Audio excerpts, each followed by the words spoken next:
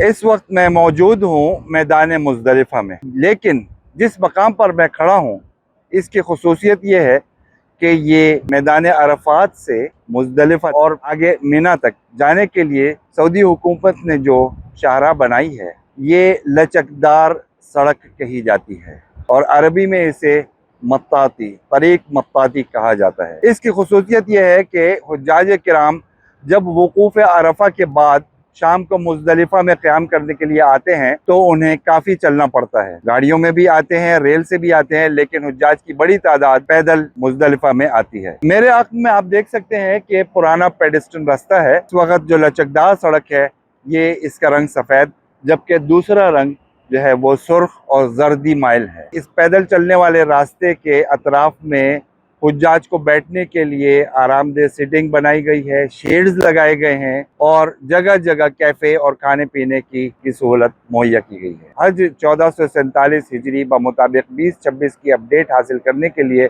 Visit करें urdunews.com।